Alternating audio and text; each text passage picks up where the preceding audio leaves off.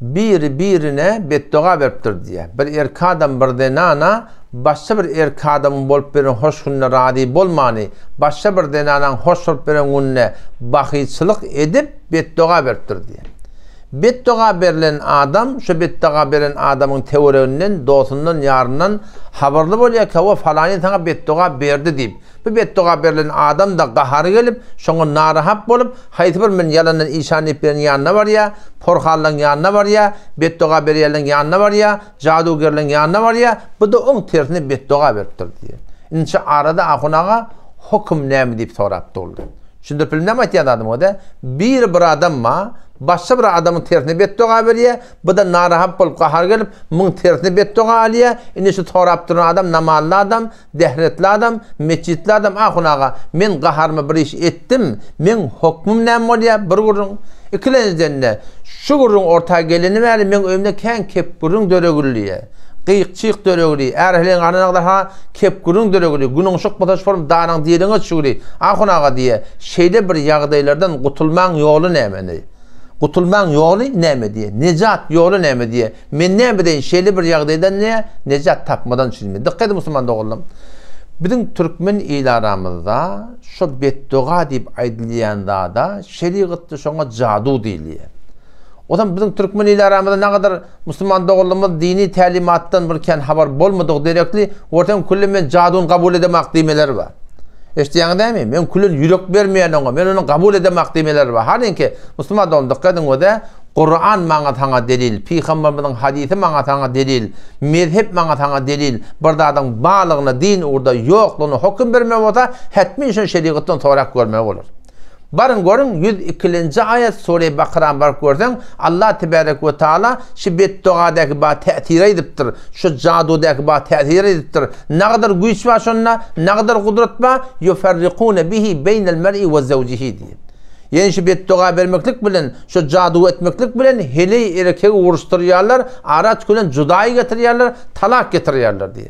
Ne yaparım talak getiremeli? Jadu diýilýän Müslümandygyň teleke jyllyň üstünden bolýar, şeytanlyň üstünden bolýar. Wagtyki diýilýär palany beddua berilipdir diýip aýdylýar. Şu beddua berilmekdiň çyn hakykaty bar bolsa, şu çyndan beddua berillik bar bolsa ortada, şol adamyň başyna telesmiň üstünden, jaduň üstünden şu jadugerler, şu porhallar, şu yalandan meni işan edip duran adamlar şol adamyň üstüne jyllar tönküýärler. Teleke jyllar tönküýärler. Şeytanlar tönküýärler. Hom şoňa musallat bolýarlar. Otaň şoň fikirine, oýuna zol telekede ap berip durýarlar. Teleki weswese edip durýarlar. Ýok, gurunlar şoň ýüregine bary weswese edip durýarlar. Çebesa bolýar şu jylla adam şol adam içine girdiler. Otam şey dip barahim şol adamyň aýtmajakdaryny aýtdyrýarlar, diýmejekdaryny diýdirýärler, ýüregine weswese etýärler. O günonşugum daran diýilene çypdyr diýär. O da şoň gurungy. Günonşugy Allah Taalaň elinde. Emma wagtyki bir adamyň günonşugyçyl bedduaýyna baglantyr diýilýär. Şoň manasy näme? Manasy ki şu jyllary şol adam musallat etýärler. O da namazly bolmasa, dehretli bolmasa, taqwaly bolmasa, şonuň önden gutul bilmäni, şonuň wetwetlerine teslim bolup da, şonuň aýdarlaryny baş eňip de indi eli işe baranak. Baran ýerde ortam ente çykyp bilen urşya tawliýa gaýdaýa. Şonuň manalar şu. Otam diqqet Müslüman dogulum wede. Şu beddua bermeklik, şu nawz bile beddua biriň hakyny almaklyk şeriatda şoňa jadu diýilýär. Kur'an'a gelenler sizce şonu güýç var. Indi bir adam şeyde bir işi etse şeriat şoňa näme diýe?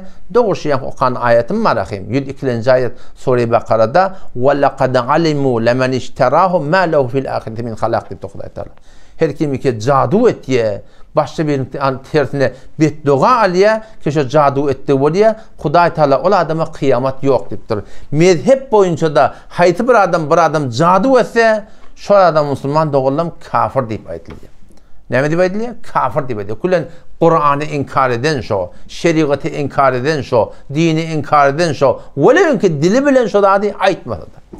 Bir adam şu wagt gelen Kur'an defelese, o tarapdan men Kur'any inkar edemek diýdi, hiç bir adamyň kefine ananmaýar şeýle dämi? Şo dogrutyny şeriatda ne kadar rahatlaba, şol iş etmeklik bilen diline almasa da şol adamyň hakkynda Müslüman doğulam hökm ýürüýär ýani. O zaman haýty bir adamyň tertine şu form beddua alanmady Müslüman dogulum ol adamın hukmu kafir, ol adam dininden çıkıptır, imanına bir täzelemeli, nikahında bir täzelemeli musulman doğun. Bunun awvalki hukmu şu. O hem ikinciden gurun şunu tüne. Şop inni yankı bedduğa dehretli namazlı itta, onu tersine alttırın, akın ben neyme deyin diye. Neyme etmekten hakkını musulman doğun. Avval başlarına halis hana tövbe etmek gerek. Halis tövbe edecek olsan, eden işine yürekten kıyınlanmalı. İkinciden oturup, ikil yalvarıp da Hudaý Teala barakym sığınmaklık gerek. Ya Rabbi Allah men bağışla var, men bilmeyen ettim deyip, üçüncüden de öwürlep etjekke deyip Hudaý Teala ähdi peyman bağlaşmak gerek. Indi bu taada hakkun nas bada, hakkun nas edinge Hudaý yalvarım men Hudaý Teala affetmeye da. Bu taada tebiyene derer veripdirsin. Mun näme etmeli? Munna barakym elinden gelýän miqdarça jobran etmeklik gerek. Tarafa aitmalı yo tarafa aitmalı. Aytan buza gününde nagalarsan önküneni beterrek bolar. Näme etmeli onna? Bir siri adamlar bolýar. Bir Türkmen il arasında da yok del. Ol Beluçistan o wagtlarda yok del. Şonýalak doga tumurlary çödýärler Qur'anyň üstü bilen, sünnetin üstü bilen, şeriatyň öz urnak tertipli bilen şu beddogalary çödýärler. Haýdy bir adam terine beddoga beren mota, şonýalak adamlarda el ýüzünde ba bolsa, şol adamnyň üstünden şu beddogalary çödmeklige alad etmeklik gerek musulman doğun. Bu bir gördüm.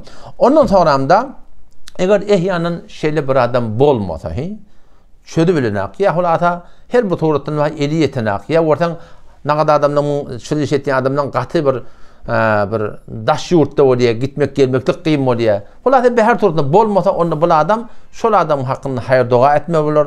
Elinden gelen sadakatını namazdan, dehretten hayti bir hayır hesnat edip bir sizlerdir köpeltmeli olur. Hudaý Teala köpten köp sığınmalı olur ki erti kıyamatın Hudaý Teala'nın yanına baramızda şu beddoğa verilen adamla bada birbirine algılar bula şey değil mi? Hayti bir adam sen hayti bir telekçilik ettin, şu tadı senden algılı şu. Gıybet ettirsin, töhmet ettirsin, cadu ettirsin, beddoğa vertirsin, töhmet tuttursun, hayti bir dat. Şu senden algılı ne mi diliye? Şu tadı bizim sokağımızdan şu adama veriliye. Yok, bolmasa yani bizim sokağımı tökenttirmi, o adamın günahından bizim üstüne tönkölüye Hudaý hakikaten. O şu tuğratında var akım şu taada Allah tebarek ve teala adını yörtecek. O da şu taadan inşallah Teala şeyli bir ýagdaýlar awala bizim aramızda bolmasın. Haýdy bir adamda şeyli bir ýagdaýlar bolonla bolsa, onu şu tuğratında var inşallah Teala şunu jobran etmeklige, alad etmeklik gerek. Bu zatlar bizim başımızda tönkölmesin. Cadu diýen zatlar bir aýratymyş. Dogry aýtdym şu bir güýç bar diýip. Ýöne şu güýçdi men hakymda eger ýürümeli bolsa, bizim ýaşaýyşymy şoň täsir tapyljak bolsa, awwal ahir Allah Taala islemete bolmaýar.